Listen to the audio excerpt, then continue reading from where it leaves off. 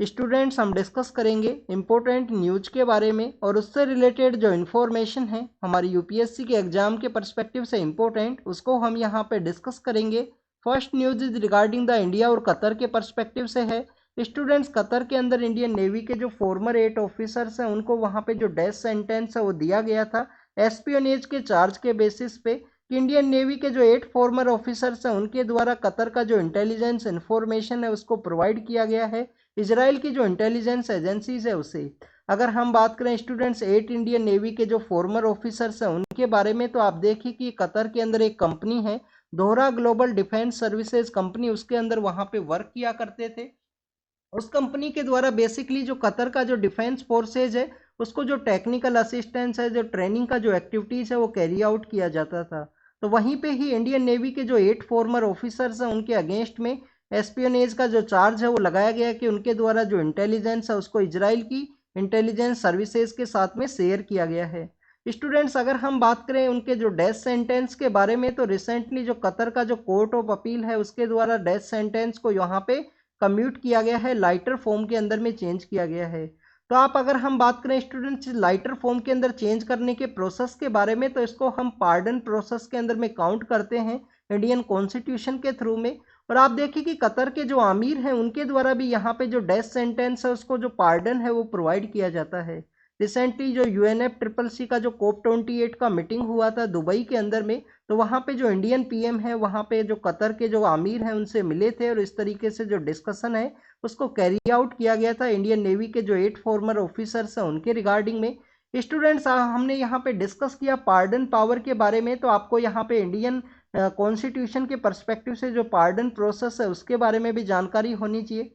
आप देखिए कि आर्टिकल 72 के अंडर में जो प्रेसिडेंट के अंदर जो पार्डन पावर है उसको हम यहाँ पे रीड करते हैं। आर्टिकल 72 के अंदर में आप देखिए कि आर्टिकल 72 के अंदर प्रेसिडेंट को पावर दिया गया है कि उनके द्वारा किसी भी सेंटेंस को बेसिकली जो पार्डन है वो प्रोवाइड किया जाता है। ये काफ़ी टाइप से आपको देखने के लिए मिलेगा, जैसे कि एक तो पार्डन प्रोसेस है। पार्डन प्रोसेस के अंदर स्टूडेंट्स क्या कैरी आउट किया जाएगा कि यहाँ पे आपको कोई भी सेंटेंस दिया गया है, कोई भी पनिशमेंट है या कोई भी यहाँ पे जो डिस्क्वालिफिकेशन है उससे आपको कंप्लीटली जो रिमूव है वो कर दिया जाता है। आपका जो कन्विक्शन है, आपका जो सेंटेंस है उससे कंप्लीटली जो आपको रिमूव है वो कर दिया जाएगा। जैसे कि यार देखिए कि जो डेथ सेंटेंस अगर उसमें पार्डन यहाँ पे प्रोवाइड किया जाता तो उनको कंप्लीटली जो रिलीज है वो कर दिया जाता इंडियन नेवी के जो 8 फॉर्मर ऑफिसर्स हैं उनको वहाँ पे।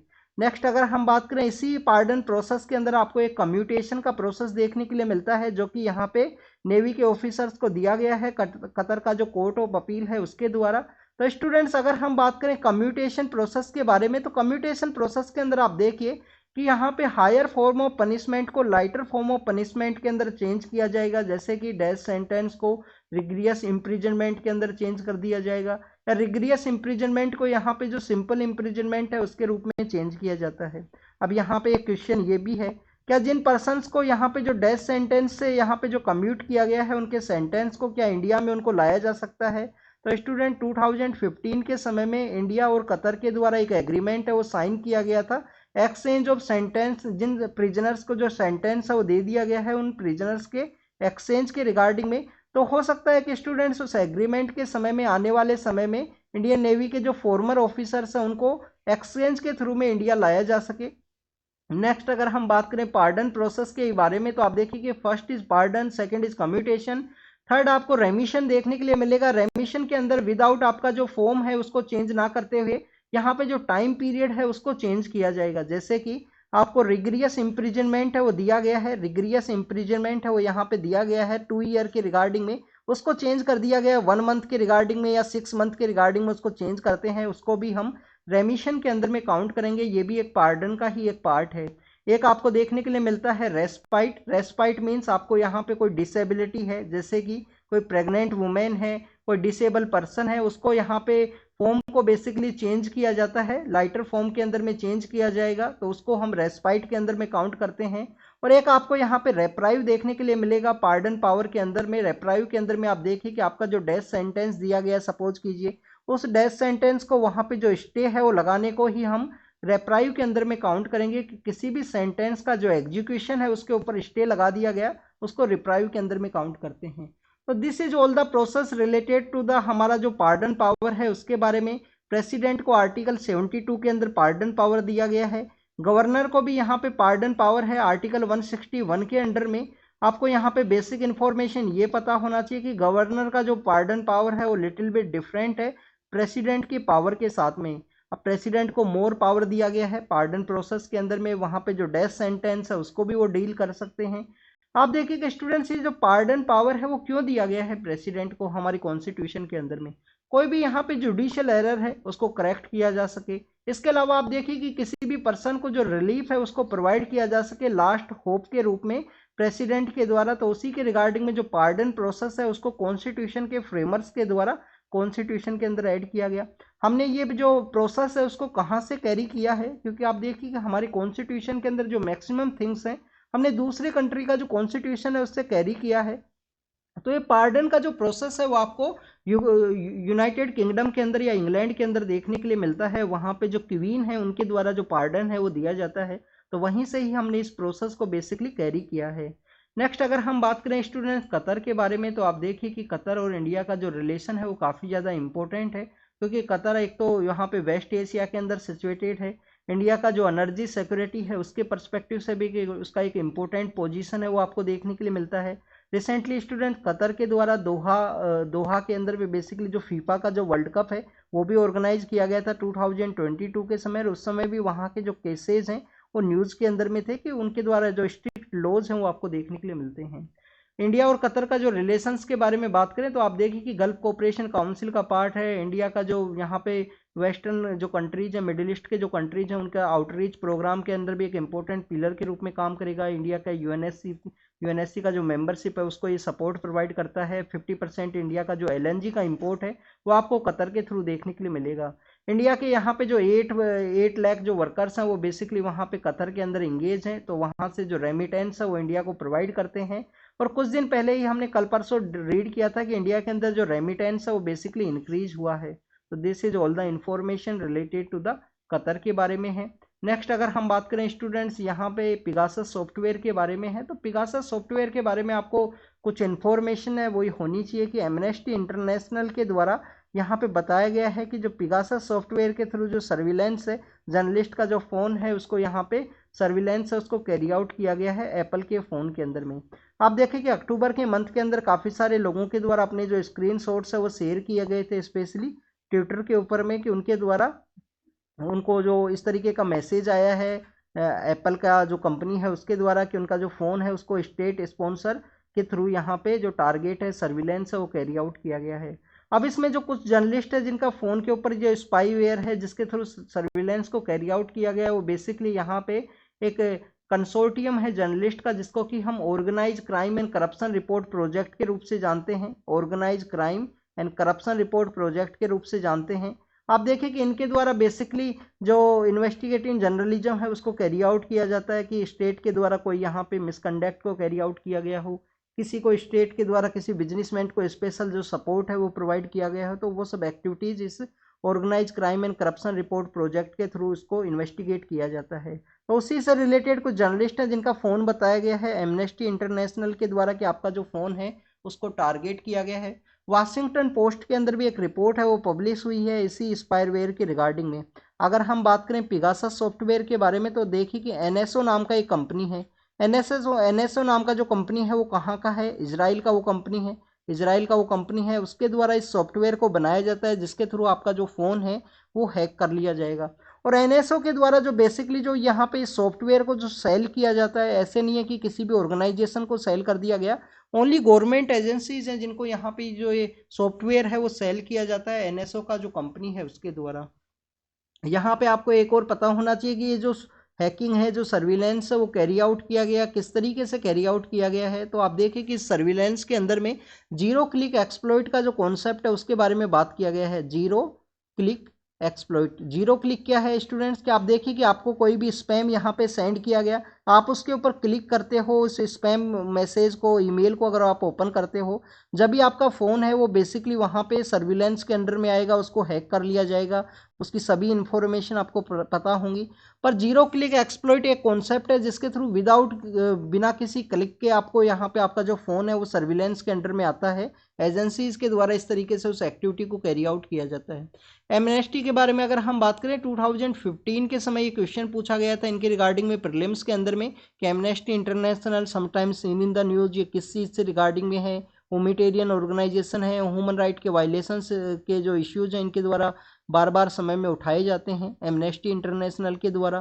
तो आप देखिए कि आपको इस तरीके से पता होना चाहिए किसी भी एक एनजीओ के बारे में या कोई भी इंस्टीट्यूशन न्यूज़ के अंदर है, जैसे कि organise crime and corruption report project है, इसके बारे में आप रीड करना, ये आपका यहाँ पे होमवर्क है।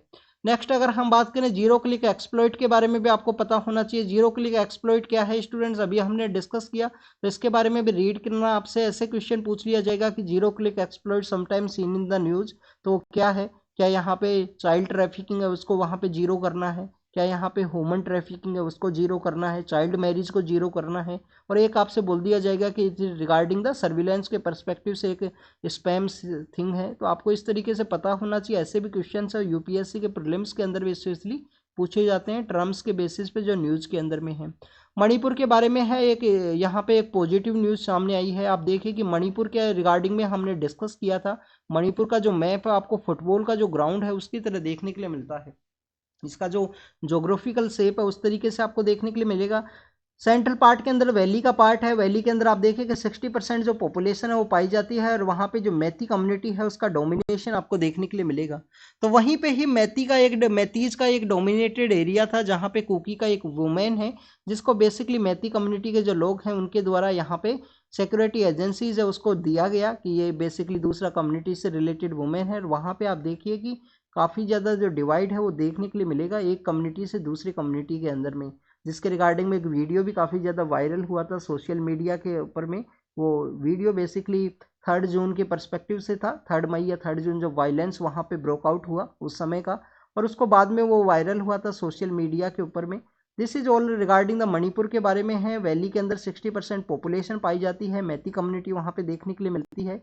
तो इस तरीके का जो एक गुड जेस्चर है वो देखने के लिए मिला है मैतीज कम्युनिटीज़ के द्वारा। और आप देखेंगे मैतीज के द्वारा ही एक सेक्शन को एसटी कम्युनिटी का एसटी स्टेटस का जो डिमांड था उसी के रिगार्डिंग में ये जो वायलेंस हुआ वहाँ पे, जिससे कम्प्लीटली एक डिस्टर्ब स्टेट के अंदर वो चला गया।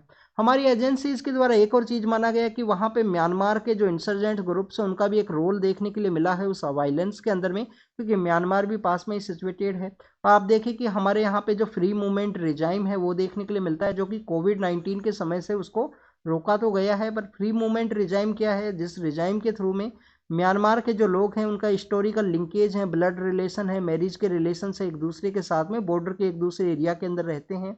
जैसे कि आप देखें कि बिहार के अंदर में, उत्तराखंड के अंदर में नेपाल के लोगों के साथ में जो बॉर्डर एरियाज के अंदर एक दूसरे के साथ रिलेशन है वो देखने के लिए मिलते हैं। उसी के रिगार्डिंग में भी हमारा भी नेपाल के साथ में काफ़ी सारे जो रिलेशन है वो ख़राब हुए थे, जिसमें एक मदेही आंदोलन है वो देखने के लिए मिला था 2015 के समय में। वहाँ पे जो नया कॉन्स्टिट्यूशन है वो बनाया गया। नेपाल के अंदर वैसे काफ़ी बार जो कॉन्स्टिट्यूशन है वो चेंज किया गया है स्टूडेंट्स। तो फ्री मूवमेंट रिजाइम वही है, म्यांमार का बॉर्डर और उसके जो नाइबर जो स्टेट्स हैं उसके साथ में जो रिलेशन देखने के लिए मिलता है। कुछ एरियाज है जहाँ पे जो मैरिज के रिलेशन उन सभी को कैरी आउट किया जाता है, तो उनका भी रोल बताया गया था एजेंसीज के द्वारा। नेक्स्ट अगर हम बात करें, कुछ रेजिडेंट्स हैं 1700 के आसपास रेजिडेंट्स हैं जिनकी कॉलोनीज को यहाँ पे ओनरशिप राइट है वो दिल्ली के अंदर दिया गया। पीएम उदय नाम का एक स्कीम है जिसके थ्रू आप देखिए कि इन सिटू स्लम रीडेवलपमेंट है उसको भी कैरी आउट किया गया है दिल्ली डेवलपमेंट अथॉरिटी के द्वारा, जिसके 67 जो फाउंडिंग ईयर्स हैं वो कंप्लीट हुए हैं। अब आपको एक इन्फॉर्मेशन आपको यहाँ पे ये पता होना चाहिए। आप देखें कि यहाँ पे यूनियन मिनिस्ट्री है जो बेसिकली हमारा अर्बन सेक्टर के रिगार्डिंग में हाउसिंग मिनिस्ट्री है, उसको यहाँ पे बताया गया है कि उसके द्वारा जो रिपोर्ट है उसमें बताया गया है कि इसमें कॉलोनीज के अंदर ओनरशिप जो राइट है उसको प्रोवाइड किया गया है। तो स्टूडेंट्स आपको यहाँ पे एक बेसिक इन्फॉर्मेशन ये पता होना चाहिए कि दिल्ली के अंदर 3 ऐसे सब्जेक्ट हैं लैंड है, पब्लिक ऑर्डर है और पुलिस है। लैंड है, पब्लिक ऑर्डर और पुलिस है, जो आपको सेंटर के अंदर में देखने के लिए मिलेगा। और आप देखिए कि यहाँ पे अनऑथराइज कॉलोनीज है, जिनको ओनरशिप का जो राइट है वो यहाँ पे दिया गया है इन सिटू स्लम रीडेवलपमेंट इनिशिएटिव के थ्रू, जहाँ पे स्लम को ही रीडेवलप किया जाएगा इन सिटू के वे में। कंप्लीट ये स्लम का एरिया है, यहाँ पे फ्लैट्स बना दिए गए, ओनरशिप राइट उनको दे दिया गया, बाकी एरिया को पार्क के रूप में, स्कूल के रूप में इस तरीके से यूज कर लिया गया।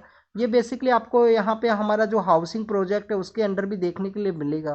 तो स्टूडेंट्स, इन सिटू स्लम रीडेवलपमेंट एक पिलर है हाउसिंग प्रोजेक्ट का, उसके बारे में भी आपको जानकारी होनी चाहिए।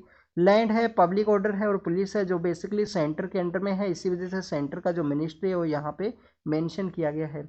अमोनिया के बारे में है, कल भी हमने डिस्कस किया था अमोनिया के बारे में। एक चेन्नई के अंदर आउटब्रेक हुआ जिसके अंदर कुछ लोगों को वहाँ पे कैजुअलिटीज हैं वो देखने के लिए मिला था। आप देखिए कि दिल्ली के अंदर भी जो अमोनिया का जो परसेंटेज है वो काफ़ी ज़्यादा देखने के लिए मिलता है यमुना का जो पानी है उसके अंदर में। यमुना के वाटर के अंदर अमोनिया है, तो उसका जो ट्रीटमेंट प्लांट है उसको यहाँ पे इम्प्लीमेंट किया जाए, उसी रिगार्डिंग में न्यूज़ है। क्योंकि यमुना का जो वाटर है वही ड्रिंकिंग के रिगार्डिंग में जो सप्लाई है वो किया जाता है दिल्ली के अंदर में। नेक्स्ट अगर हम बात करें स्टूडेंट्स अमोनिया के पर्सपेक्टिव से, तो कल भी हमने डिस्कस किया था अमोनिया के बारे में कि अमोनिया एक केमिकल कंपाउंड है NH3 का, आपको देखने के लिए मिलता है। एक कलरलेस गैस है जिसका पंजेंट ऑर्डर है, जिसको इंडस्ट्री के अंदर, एग्रीकल्चर के अंदर में और हाउस होल्ड के अंदर में यूज किया जाता है।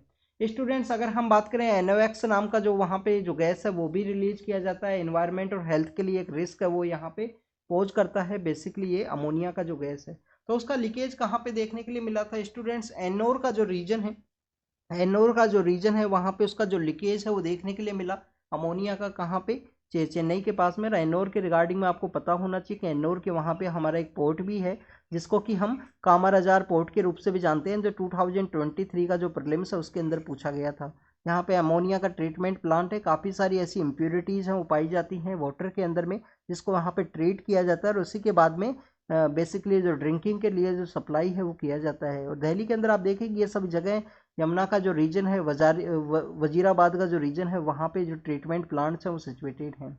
नेक्स्ट अगर हम बात करें स्टूडेंट्स यहाँ पे मुडियट्टू के बारे में है, आप देखिए कि हमारा जो इंटेंजिबल कल्चरल हेरिटेज का जो लिस्ट है उसके अंदर में ये शामिल है। इंटेंजिबल कल्चरल हेरिटेज का जो लिस्ट है, अभी रिसेंटली किसको शामिल किया गया है स्टूडेंट्स इंटेंजिबल कल्चरल हेरिटेज के अंदर में? क्या गरबा को शामिल किया गया है या डांडिया को शामिल किया गया है? या आप कमेंट सेक्शन के अंदर बताना, आपका होमवर्क है। हमने काफ़ी बार इसको डिस्कस किया है मुडियट्टू एंड जो और डिफरेंट डिफरेंट जो इंटेंजिबल कल्चरल हेरिटेज का पार्ट है, जैसे कि कालबेलिया डांस है जो राजस्थान का है। अगर हम मुडियट्टू के बारे में बात करें, एक रिचुअल थिएटर है वो आपको देखने के लिए मिलेगा जिसके अंदर डांस भी है, ड्रामा भी है। इस रिचुअल थिएटर के अंदर में, मुडियट्टू के अंदर में आप देखिए कि यहाँ पे कंप्लीट एंटायर विलेज के द्वारा इसके अंदर पार्टिसिपेट है वो किया जाएगा। जो गोडेस काली हैं और दारिका का जो बैटल है उसको यहाँ पे शो किया जाता है इस थिएटर के अंदर में, मुडियट्टू के अंदर में। नेक्स्ट अगर हम बात करें इंडियन हिस्ट्री कांग्रेस के बारे में है, इंडियन हिस्ट्री कांग्रेस का जो मीटिंग है काकतीय यूनिवर्सिटी के अंदर ऑर्गेनाइज हुआ। तो बेसिकली काकतीय, एक तो आपको काकतीय डायनेस्टी के बारे में पता होना चाहिए, रानी रुद्रमा देवी हैं, रानी रुद्रमा देवी के अलावा आपको पता होना चाहिए कि वहाँ पे मोटीपल्लू नाम के जो पर्सन है उनका एक पोर्ट पाया जाता था। वहाँ पे रमप्पा नाम का जो टेम्पल है वो भी बनाया गया है, जिसको आर्किटेक्ट के नाम के ऊपर में जो रमप्पा टेम्पल है उसका नाम दिया गया है, जिसको यूनेस्को का जो साइट है उसके अंदर भी रिसेंटली नॉमिनेट किया गया था। तो अगर हम बात करें स्टूडेंट्स यहाँ पे international history Indian history Congress के बारे में, तो स्टूडेंट्स इंडियन हिस्ट्री कांग्रेस का 1985 के समय इस्टेब्लिशमेंट हुआ और उसका 82 जो मीटिंग है जो यहाँ पे काकतीय यूनिवर्सिटी के अंदर उसको ऑर्गेनाइज करना है। स्टूडेंट्स इंडियन हिस्ट्री कांग्रेस 1985 के अंदर ऑर्गेनाइज हुआ था, बट आप देखिए कि जिस ऑर्गेनाइजेशन के द्वारा इसको 1985 में इस्टेब्लिश किया गया, उस ऑर्गेनाइजेशन का जो इस्टेब्लिशमेंट है वो आपको 1910 के समय देखने के लिए मिलता है। विश्वनाथ काशीनाथ नाम के एक पर्सन हुआ करते थे, विश्वनाथ काशीनाथ राजावाड़े, उनके द्वारा 1910 के समय में भारतीय इतिहास संशोधक मंडल है उसका इस्टेब्लिश किया गया था। भारतीय इतिहास संशोधक मंडल है उसका इस्टेब्लिशमेंट किया गया था 1910 के समय में। और उसी भारतीय इतिहास संशोधक मंडल के द्वारा इंडियन हिस्ट्री कांग्रेस है जिसको 1935 के अंदर में फर्स्ट टाइम ऑर्गेनाइज किया। इंडिया के जो हिस्टोरियंस हैं उनका एक हाईएस्ट आपको मीटिंग है वो देखने के लिए मिलता है। यहाँ पे साइंटिफिक अप्रोच के बारे में बात किया गया है। आप देखिए कि समय समय पे हिस्ट्री के रिगार्डिंग में जो एलिगेशंस है वो देखने के लिए मिलते हैं कि जब भी कोई गवर्नमेंट पावर के अंदर में होती है, जब भी कोई गवर्नमेंट पावर के अंदर है, जैसे इनिशियल फेज के अंदर में जो हमारे प्राइम मिनिस्टर्स पावर के अंदर में थे, तो उन्हीं के रिगार्डिंग में जो हिस्ट्री है उसका जो रेफरेंस पॉइंट है, जैसे कि आफ्टर इंडिपेंडेंस के समय का जो हमारा हिस्ट्री है उसको दिल्ली के आसपास का जो रेफरेंस है वो देखने के लिए मिलेगा। हमारे जो मोर डाइवर्स एरियाज है उनका जो कम्प्लीटली जो पोर्शन उनको देना था वो वहाँ पे कम दिया गया, उनको कम वहाँ पे जो ध्यान है वो दिया गया है हिस्ट्री का राइटिंग के अंदर में। तो अभी यहाँ पे साइंटिफिक अप्रोच के बारे में बात की गई है, यहाँ पे डिस्कस किया गया है कि बेसिकली हमको माइथोलॉजिकल हिस्ट्री को लिखने के बजाय जो साइंटिफिक हिस्ट्री है उसको यहाँ पे रीड करना चाहिए। यहाँ पे ये और डिस्कस किया गया है स्टूडेंट्स की यहाँ पे हमको साइंटिफिक जो कंपोजिट कल्चर है उसको प्रमोट करने का ज़रूरत है, साइंटिफिक टेम्पर को बूस्ट करने का ज़रूरत है, और ये हमारा जो फंडामेंटल ड्यूटीज़ हैं आर्टिकल 51A के अंडर में वो भी हमारा एक रेस्पॉन्सिबिलिटी है कि फंडामेंटल जो साइंटिफिक टेम्पर है उसको हमारे कंट्री के अंदर में जो कंपोजिट कल्चर है उसको हमें बूस्ट करना है। कौन सा फंडामेंटल ड्यूटी के अंदर है, होमवर्क है, कमेंट सेक्शन के अंदर बताना आपके लिए। तो this is all the regarding the Indian history Congress के बारे में है। नेक्स्ट अगर हम बात करें स्टूडेंट्स वर्ली पेंटिंग के बारे में है। अब आपको यहाँ पे वर्ली पेंटिंग के बारे में इंफॉर्मेशन ये होनी चाहिए स्टूडेंट्स, एक तो ये पेंटिंग काफ़ी ज़्यादा इंपॉर्टेंट है हमारे यूपीएससी के एग्जाम के पर्सपेक्टिव से भी। हम इनको जो फोक पेंटिंग्स हैं उसके अंदर में काउंट करते हैं। फोक पेंटिंग्स के अंदर में जैसे कि मधुबनी पेंटिंग है, पैथकर पेंटिंग है, पतुआ है, कालमकारी है। तो आपको ये सब अलग अलग जो पेंटिंग है अलग अलग एरियाज़ के अंदर में आपको देखने के लिए मिलती हैं फोक पेंटिंग के पार्ट के रूप में। अगर हम बात करें स्टूडेंट्स वर्ली पेंटिंग के बारे में, तो वर्ली नाम का एक ट्राइब है जो पाया जाता है जिसके द्वारा इस पेंटिंग को कैरी आउट किया जाता है, जिसको कैरी आउट किया जाएगा। ये कहाँ पे देखने के लिए मिलेगा, गुजरात और महाराष्ट्र का जो बॉर्डर एरिया है वहाँ पे एक इंडिजीनियस कम्युनिटी है जो मिलती है वर्ली ट्राइब, जिसके द्वारा इस पेंटिंग है उसको वहाँ पे कैरी आउट किया जाता है। अगर हम पेंटिंग के ओरिजिन के बारे में बात करें तो यहाँ पे 10th सेंचुरी के बारे में बात की गई है, बट आप देखिए कि आपको यहाँ पे 1500 BC का जो एरा है, 1500 से लेकर जो 3000 BC का जो एरा है उस समय में भी आपको ये पेंटिंग का जो ओरिजिन है वो देखने के लिए मिलेगा। वर्ली नाम की जो ट्राइब है उसके द्वारा इसको कैरी आउट किया जाता है। इसके अंदर में आपको हमारा जो ज्योमेट्री का जो पर्सपेक्टिव है जैसे कि ट्राइंगल है, सर्किल है, रेक्टेंगल है, उन सभी का जो प्रेजेंस है वो आपको स्क्वायर है, रेक्टेंगल है, उन सभी का जो प्रेजेंस है वो देखने के लिए मिलेगा। इसके अंदर जो ज्योमेट्री है उसके रिगार्डिंग में कोई ना कोई एक सिंबल के रूप में उसको यूज किया जाता है। वर्ली पेंटिंग के अंदर में एक गोडेस है जिनको हम पाल घाटा के रूप से जानते हैं, उनको ये बेसिकली जो पेंटिंग है वो वहाँ पे डेडिकेट की जाती है। एक रिचुअलिस्टिक पेंटिंग है जिसके सेंट्रल पार्ट के अंदर में जो चौक्स है उसको एक मोटिव के रूप में यूज किया जाएगा। अगर हम बात करें पेंटिंग का जो वर्किंग है जिसको कहाँ पे कैरी आउट किया जाता है, वॉल्स के ऊपर में हमारा जो ज्योमेट्री है सर्किल है, ट्राइंगल है, इस सभी को यूज किया जाता है। इसके अलावा आप देखिए कि जो काऊ का जो डंग है, मड है, इसके अलावा अगर हम बात करें रेड ऑर्चिड जो कलर है उसको भी यूज किया जाएगा। वाइट पिगमेंट्स का जो डोमिनेशन है वो आपको देखने के लिए मिलता है इस पेंटिंग के अंदर में, वर्ली पेंटिंग के अंदर में। इसके अलावा जो राइस पाउडर है, गम है, उसका भी एक मिक्सचर है जिसको यूजुअली इस वर्ली पेंटिंग के अंदर में यूज किया जाएगा। तो आपको इस वर्ली पेंटिंग के बारे में ज़रूर से रीड करना है स्टूडेंट्स की कहाँ पे इसको यूज किया जाता है। हार्वेस्ट के समय में, वेडिंग का जो फेस्टिवल है उस समय में इसको यूज किया जाएगा। वहाँ पे एक दूसरे की जो दीवार हैं, क्लोथ्स हैं, उनके ऊपर में पेंट किया जाएगा। वाइट का जो यूज है, वाइट कलर जो यूज है उसका डोमिनेशन आपको देखने के लिए मिलता है वर्ली पेंटिंग में। फोक पेंटिंग है गुजरात महाराष्ट्र के अंदर, वर्ली ट्राइब के द्वारा उसको कैरी आउट किया जाएगा। नेक्स्ट अगर हम बात करें स्टूडेंट्स, अभी हमने डिस्कस किया अमोनिया का जो आउटब्रेक है उसके बारे में। आप देखिए कि मिचोंग नाम का जो साइक्लोन है वो आया था कहाँ पे, तमिलनाडु के अंदर और आंध्र प्रदेश के रीजन के अंदर उसका जो इफेक्ट है वो ज़्यादा देखने के लिए मिला। तो आप देखिए कि उस साइक्लोन के दौरान में वहाँ पे एक ऑयल स्पिल का जो न्यूज़ है वो सामने आया था। ऑयल स्पिल का जो न्यूज़ सामने आया था जिसमें चेन्नई पेट्रोलियम जो कॉरपोरेशन लिमिटेड है उसके द्वारा वहाँ पे ऑयल स्पिल हुआ। ऑयल स्पिल होने की वजह से वहाँ पे हमारा जो एनोर क्रीक है, एनोर क्रीक के अलावा आप देखिए कि जो बकिंगम चैनल है वहाँ पे काफ़ी सारे जो हमारे स्पीसीज हैं, जो बर्ड्स हैं, उनको यहाँ पे जो इफेक्ट है वो देखने के लिए मिला है ऑयल स्पिल का उनके ऊपर में। तो यहाँ पे हमारे जो नेशनल पार्क है चेन्नई के अंदर आपको एक नेशनल पार्क भी देखने के लिए मिलेगा। उस नेशनल पार्क के जो बेसिकली वाइल्ड लाइफ से रिलेटेड जो पर्सनस है उनके द्वारा यहाँ पे बर्ड्स है उनको डील किया गया है ऑयल स्पिल के रिगार्डिंग में। अब आपको यहाँ पे जो नेशनल पार्क है उसके बारे में पता होना चाहिए। नेशनल पार्क को हम ग्वेंडी नेशनल पार्क के रूप से जानते हैं जो कि चेन्नई के ही पार्ट के अंदर में सिचुएटेड है। तो this is all the information related to the oil spill के बारे में। एनोर क्रीक है, बकिंगम चैनल है उसके बारे में। आपको पता होना चाहिए।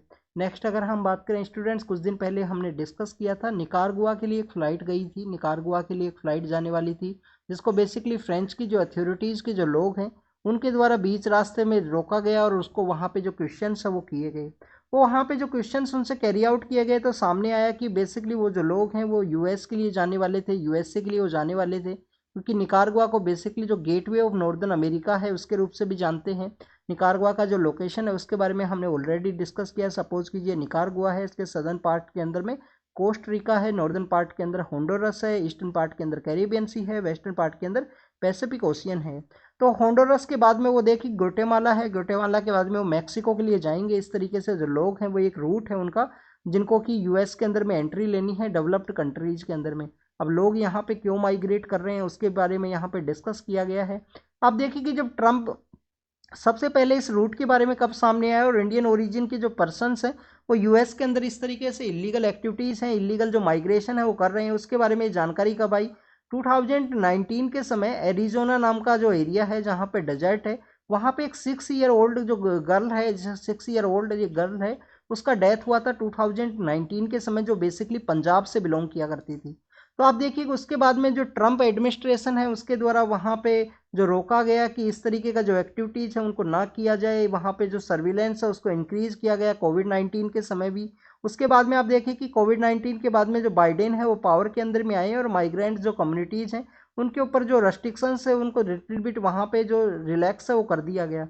उसके बाद में कंटिन्यूस ये केसेज हैं वो सामने आए हैं। गुजरात के कुछ लोगों की वहाँ पे डेथ भी हुआ था पिछले कुछ दिनों में। पंजाब के कुछ लोग हैं वो भी वहाँ पे पकड़े गए थे बेसिकली यहाँ इलीगल माइग्रेशन के रिगार्डिंग में। लोगों के द्वारा यहाँ पे कहा गया है कि गवर्नमेंट को बेसिकली यहाँ पे एक एक्टिविटी है उसको कैरी आउट करना चाहिए कि हमारा जो एग्रीकल्चर एक्टिविटी है जो पंजाब हरियाणा और गुजरात के जो लोग हैं जो मैक्सिमम माइग्रेंट्स के अंदर में इस निकारागुआ की फ़्लाइट के अंदर भी पाए गए थे। और आप देखिए कि कुछ लोगों के द्वारा तो फ्रेंच के अंदर ही असाइलम है वो मांग लिया गया है कि हम लोग वापस नहीं जाएंगे, क्योंकि हो सकता है कि हमारी एजेंसीज़ के द्वारा हमको जो ऑर्गेनाइज क्राइम के रूप में कन्विक्ट है वो कर दिया जाए। तो वहीं फ्रेंच के अथॉरिटीज़ से कुछ लोगों ने वहाँ पे असाइलम भी मांगा था उस फ्लाइट के अंदर में। नेक्स्ट अगर हम बात करें एग्रीकल्चर के अंदर कंटिन्यूस डिस्ट्रेस है। इसके अलावा पंजाबी कम्युनिटी के जो लोग हैं उनके द्वारा कहा गया है कि हमारे द्वारा रिलीजियस प्रोसिक्यूशन है वो भी कैरी आउट किया गया है, उस वजह से हम कंटिन्यूस यहाँ पे माइग्रेट कर रहे हैं इलीगल वे में। लोग माइग्रेट क्यों करते हैं स्टूडेंट्स? बेटर अपॉर्चुनिटीज़ के रिगार्डिंग में, बेटर एम्प्लॉयमेंट उनको वहाँ पे मिले। इंडिया के अंदर अगर एम्प्लॉयमेंट का जो जनरेशन है उसको अच्छे से कैरी आउट किया जाए फॉर्मल या इनफॉर्मल सेक्टर्स के अंदर में, तो इस तरीके का जो प्रॉब्लम्स है उसको रिड्यूस किया जा सकता है। तो this is all the information related to the कि डिस्ट्रेस के अंदर में इस तरीके का जो बेटर लाइवलीहुड के लिए जो लोग हैं माइग्रेट किए हैं इलीगल वे में। जो निकारागुआ की फ़्लाइट है उसके अंदर में ये केस है वो देखने के लिए मिला। नेक्स्ट इंडिया और रसिया के बारे में है।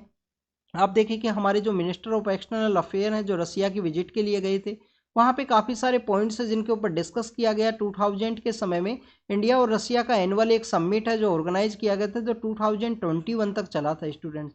पर 21 के समय रसिया यूक्रेन का जो क्राइसिस है वो सामने आया और उसके बाद में इंडियन जो अथॉरिटीज़ हैं उनके द्वारा रसिया के साथ में जो बायलेटरल एनुअल मीटिंग हुआ करती थी उसको स्टॉप कर दिया गया।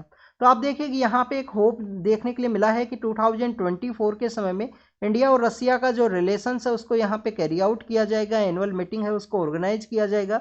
एक बार इंडिया के जो यहाँ पे हाईएस्ट पॉलिटिकल लीडर हैं वो रसिया के लिए जाएंगे, रसिया के जो हाईएस्ट पॉलिटिकल लीडर हैं वो इंडिया के लिए आते हैं और काफ़ी सारे जो एग्रीमेंट्स हैं वहाँ पे साइन किए जाते हैं। रसिया इंडिया का काफ़ी ओल्ड फ्रेंड है, 6-7 जो डिकेट्स का आपको वो देखने के लिए मिलेगा रिलेशनशिप इंडिया और रसिया का, जिसके अंदर एक दूसरे को जो सपोर्ट है वो प्रोवाइड किया गया। जॉइंट जो डिफेंस का जो मैन्युफैक्चरिंग है वो भी आपको देखने के लिए मिलता है, जिसका एग्जाम्पल है ब्रह्मोस नाम का जो मिसाइल है उसके बारे में आप रीड करते हो तो आप देखिए कि ब्रह्मोस का जो जॉइंट मैन्युफैक्चरिंग है वो इंडिया और रसिया के द्वारा कैरी आउट किया गया था। यहाँ पे जो काफ़ी सारे एग्रीमेंट्स हैं वो साइन किए गए हैं, जैसे कुडनकुलम जो न्यूक्लियर पावर प्लांट है जो तमिलनाडु के अंदर में है, जो यूरेशियन इकोनॉमिक यूनियन है उसका रिगार्डिंग में जो फ्री ट्रेड एग्रीमेंट है, और भी काफ़ी सारे जो बायलेटरल ट्रेड के जो एग्रीमेंट्स हैं उनको वहाँ पे साइन किया गया मिनिस्टर ऑफ एक्सटर्नल अफेयर की जो मीटिंग है उसके दौरान में। और वहाँ पे होप रखा गया है कि 2024 के समय में जो बायलेटरल रिलेशंस हैं उनको वहाँ पे कैरी आउट किया जाएगा। स्टूडेंट्स अभी हमने यहाँ पे कतर के रिगार्डिंग में न्यूज़ को डिस्कस किया। आप देखें कि अरेबियन पेनिनसुला का जो वेस्टर्न पार्ट है वहाँ पे कंटिन्यूस होती रिबेलियंस के द्वारा जो अटैक है वो कैरी आउट किया गया है, क्योंकि आप देखें कि इस तरीके से जो आपको अरेबियन पेनिनसुला है वो देखने के लिए मिलता है। और अरेबियन पेनिनसुला के यहाँ पे तो कतर सिचुएटेड है, कतर सिचुएटेड है, ये दुबई का पार्ट है, ये ओमान है, ये यमन है। और आप देखिए कि यहाँ पे कतर के पास ही बहरीन है, बहरीन भी वहाँ पे सिचुएटेड है। यहाँ पे जो स्ट्रेट है जो पर्शियन गल्फ को कनेक्ट करती है, जिसको कि हम स्ट्रेट ऑफ होर्मुज के नाम से जानते हैं। और यहाँ पे जो रेड सी को जो कनेक्ट करती है, इसको हम किसके नाम से जानते हैं students? Strait of Bab el Mandeb, जो बेसिकली एक चौक पॉइंट है जहाँ पे होती रिबेलियंस के द्वारा कंटिन्यूस अटैक है उनको कैरी आउट किया गया है, जब से इजराइल के द्वारा हमास का जो एरिया है उसके ऊपर में अटैक किया गया है गाजा स्ट्रिप के अंदर में। नेक्स्ट अगर हम बात करें स्टूडेंट्स, आपको यहाँ पे जानकारी होनी चाहिए कि इस बेबल मंदाब या रेड सी के थ्रू वर्ल्ड का जो 12% जो ट्रेड है उसको कैरी आउट किया जाता है। अगर सी लाइन ऑफ कम्युनिकेशन सिक्योर नहीं होगा तो इस तरीके से जो ट्रेड है वो डिक्लाइन होगा और वर्ल्ड के अंदर जो रिसेशन है, जो इकोनॉमिक सिचुएशन है वो यहाँ पे डैमेज हो सकती है। क्योंकि रशिया यूक्रेन क्राइसिस के बाद में ऑलरेडी यहाँ पे जो ट्रेड है वो डिसबैलेंस देखने के लिए मिला है, जिसके अंदर एक ग्रेन का इनिशिएटिव भी है। वो भी सामने आया था कि ग्रेन्स जो है वो काफ़ी ज़्यादा सप्लाई किए जाते थे यूक्रेन के द्वारा। और यहाँ पे अगर जो शिप्स हैं वो केप ऑफ गुड होप के थ्रू, यहाँ पे केप ऑफ गुड होप के थ्रू अगर ट्रैवल करती हैं, अफ्रीका का जो सदर्न पार्ट है उसके थ्रू ट्रैवल करती हैं, रेड सी के थ्रू नहीं जाती हैं, तो आप देखिए कि यहाँ पे जो कॉस्ट है वो काफ़ी ज़्यादा है वो देखने के लिए मिलेगा। और अगर हम बात करें इजिप्ट के बारे में, तो इजिप्ट का जो मैक्सिमम इकोनॉमी है वो सुएज कैनाल के ऊपर ही डिपेंडेंट है। तो इजिप्ट को भी बेसिकली यहाँ पे एक एक्टिव रोल है वो प्ले करना चाहिए। इंडिया के अगर हम इम्पोर्टेंस के बारे में बात करें, आप देखिए कि just outside the economic exclusive zone का आउटसाइड में एक ड्रोन का जो अटैक है वो कैरी किया गया था। यहाँ पे एक मर्चेंट शिप है उसके ऊपर में, तो इंडिया के रिगार्डिंग में जो कंटिन्यूस सर्विलेंस है उसको कैरी आउट किया गया है। इंडियन फ्यूजन सेंटर है हमारा जो कंटिन्यूस मॉनिटरिंग कर रहा है, इंडियन फ्यूजन सेंटर है जो बेसिकली गुरुग्राम के अंदर में सिचुएटेड है। और आप देखिए कि इस इंडियन नेवी के इंडियन फ्यूजन सेंटर के द्वारा कंटिन्यूस मॉनिटरिंग किया गया है इस रेड सी के एरिया को। इसके अलावा हमारे काफ़ी सारे जो डोनियर्स हैं वो भी वहाँ पे बेसिकली डिप्लॉय किए गए हैं, जिसके अंदर भी आपको देखने के लिए मिलेगा प्रोजेक्ट 75B है, प्रोजेक्ट 75A है, जिसको वहाँ पे डिप्लॉय किया गया। P8I नाम का जो एयरक्राफ्ट डोनियर है उसको भी किया गया है। और Indian fusion centre international Indian ocean region का जो इंडियन फ्यूजन सेंटर है उसके द्वारा भी इंफॉर्मेशन है उसको मॉनिटर किया गया। नेक्स्ट अगर हम बात करें स्टूडेंट्स, यहाँ पे डिसेबल पर्सनस को जो बेसिकली जो रिजर्वेशन है उसके बारे में बात की गई है कि उनको जो प्रमोशन के अंदर जो कोटा है वो भी यहाँ पे प्रोवाइड किया जाए 2016 के समय में। आप देखिए कि 2016 के समय में हमारे कोर्ट के द्वारा जो रिजर्वेशन है उनको प्रोवाइड किया गया था। अब उनको जो प्रमोशन के अंदर जो कोटा है वो देने के बारे में बात की गई है डिसेबल पर्सनस के रिगार्डिंग में। आप देखिए कि हमारे यहाँ पे डिसेबल पर्सनस का जो एक्ट है उसके अंदर 21 डिसेबिलिटीज हैं, जिसके अंदर में डिसेबिलिटी है उसको काउंट किया गया है। जिन पर्सनस के द्वारा जो सिक्योरिटी ब्रीच है उसको कैरी आउट किया गया था, तो उसके बारे में आपको जानकारी होनी चाहिए कि उनका जो पॉलीग्राफी टेस्ट है उसके रिगार्डिंग में यहाँ पे पुलिस के द्वारा बेसिकली जो परमिशन है वो मांगी गई है। पार्लियामेंट का जो सिक्योरिटी ब्रीच के रिगार्डिंग में जो नीलम है, जिनके द्वारा अनएम्प्लॉयमेंट के रिगार्डिंग में जो सिक्योरिटी ब्रीच को कैरी आउट किया गया था, उनके द्वारा इस तरीके से कहा गया था। तो आप देखिए कि उसके रिगार्डिंग में जो पेटिशन है उसको भी डिनाई किया गया है हाई कोर्ट के द्वारा। तो यहाँ पे आपको पेटिशन के बारे में पता होना चाहिए पॉलीग्राफी के रिगार्डिंग में। तो आप देखिए कि आर्टिकल 20 है। आर्टिकल 20 क्या बोलता है स्टूडेंट्स? आर्टिकल 20 बेसिकली बोलता है कि right against the self incrimination है, उसके अगेंस्ट में आपको जो राइट है वो प्रोवाइड करता है। इसके अलावा आप देखिए कि हमारे यहाँ पे जो Selvi versus state of Karnataka का केस है कि उसमें विदाउट कंसेंट के थ्रू जो पॉलीग्राफी टेस्ट है उसको कैरी आउट नहीं किया जा सकता है। क्या पॉलीग्राफी टेस्ट को भी यहाँ पे चेंज किया जा सकता है क्या? क्या अगर पर्सन के द्वारा पॉलीग्राफी टेस्ट के अंदर अगर इन्फॉर्मेशन प्रोवाइड दी गई उसको कोर्ट के अंदर माना जाएगा या नहीं माना जाएगा? तो उसके पर्सपेक्टिव से भी आपको इन्फॉर्मेशन होनी चाहिए, आप उसके बारे में रीड जरूर से करना। Next is about the Republic day के बारे में है। आप देखिए कि उसका जो टैब्लो है उसके रिगार्डिंग में एक कंट्रोवर्सी क्रिएट हुआ। कंट्रोवर्सी ये क्रिएट हुआ कि पंजाब के द्वारा अपना जो झांकी है उसको बताया गया था, बट उसके अंदर में एलिगेशंस लगाए गए हैं दिल्ली के अंदर में कि उनके द्वारा अपना जो चीफ मिनिस्टर उसका फोटो लगाने के बारे में बात की गई थी। नेक्स्ट अगर हम बात करें टैब्लो के अंदर पंजाब का जो फ्रीडम स्ट्रगल के अंदर जो सेक्रीफाइस या कॉन्ट्रीब्यूशन है उसके बारे में मेंशन करना था। इसके अलावा यहाँ पे माई भागो है। माई भागो कौन है? माई भागो बेसिकली फर्स्ट वुमेन है जिनके द्वारा सिखिज्म के थ्रू जो बेसिकली वॉरियर का जो स्टेटस है उनको दिया गया है, जिसके अंदर फ्रीडम मूवमेंट के अंदर उनके द्वारा पार्टिसिपेट किया गया था।